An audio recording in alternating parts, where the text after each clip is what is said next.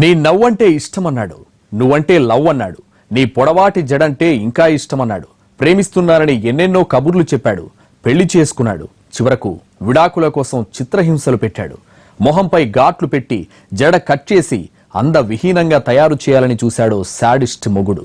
భర్త వేధిస్తున్నాడని స్టేషన్ మెట్లెక్కినా న్యాయం దక్కలేదంటోంది ఆ యువతి.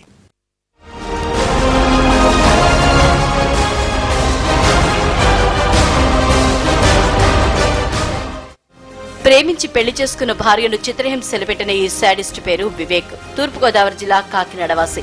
కొన్నేళ్ల క్రితం కాకినాడలోని ఓ ఇంటర్నెట్ సెంటర్లో వివేక్ కు ఓ యువతితో పరిచయమైంది.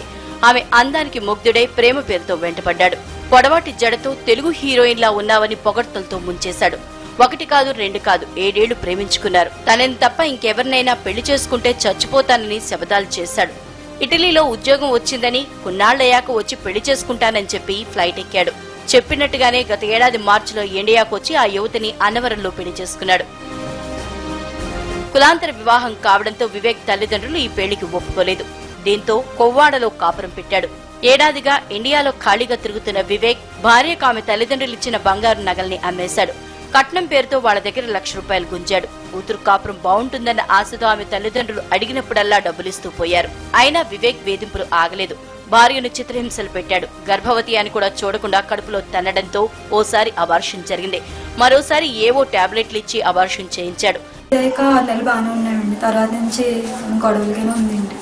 ప్రెగ్నెన్సీ వచ్చిందండి. కడుపు మీద తన్నేసాడు. ఇంకా అబార్షన్ అయిపోయింది. ఇంకో ప్రెగ్నెన్సీకి ఏమో టాబ్లెట్స్ వేస్తాడు. ఇష్టం లేదు, ఇంకో అమ్మాయిని పెళ్లి చేసుకుంటాను, కట్నం వస్తుందని చెప్తున్నాడు. భర్త ఎప్పటికైనా మారతాడని ఎదురు చూసిన ఆమెకు ఓ రోజు షాకింగ్ న్యూస్ చెప్పాడు. నువ్వంటే ఇష్టం లేదు, విడాకులిస్తే మరో పెళ్లి చేసుకుంటానని, కట్నం కూడా వస్తుందని అసలు విషయం చెప్పేశాడు. విడాకులిచ్చేందుకు ఆమె ఒప్పుకోకపోవడంతో మొహంపై గాయాలు చేశాడు. జడ కత్తిరించి అందవిహీనంగా తయారు చేయాలని చూశాడు. అడ్డుకోపోయిన అమ్మాయి తల్లిదండ్రులను తీవ్రంగా కొట్టాడు. అతను కూడా చూసి కూడా అతను కూడా సపోర్ట్ చేసి అతను కారణంగానే సపోర్ట్ చేసుకుని నన్ను ఏదో కొట్టి తీసుకెళ్ళిపోయాడు. మళ్ళీ స్టేషన్కి జోలికి వెళ్తే నేను చంపేస్తాను, నేను బతకనివ్వను అని వార్నింగ్ ఇచ్చి వెళ్ళిపోయాడండి. అమ్మాయి కుటుంబ సభ్యులు బంధువుల ఇళ్లకు వెళ్లిన సమయంలో వచ్చి తాళాలు పగలగొట్టి ఇల్లంతా ఖాళీ చేసి పారిపోయాడా ప్రబుద్ధుడు. శాడిస్ట్ మొగుడి అరాచకాల గురించి పోలీసులకు ఫిర్యాదు చేసినా పట్టించుకోలేదని ఆరోపిస్తున్నారు మహిళా సంఘ నేతలు. కౌన్సిలింగ్ పెడతా ఈ రోజు ఏమంటున్నాను కౌన్సిలింగ్ గురించి, నువ్వు కౌన్సిలింగ్ వెళ్తే కనుక నేను తంతాను, నేను చంపేస్తాను, నువ్వు కౌన్సిలింగ్ వెళ్ళాలని చెప్పి తండ్రిని కొట్టాడు, ఇతను అమ్మాయిని కొట్టాడు, అత్తగారిని కొట్టాడు.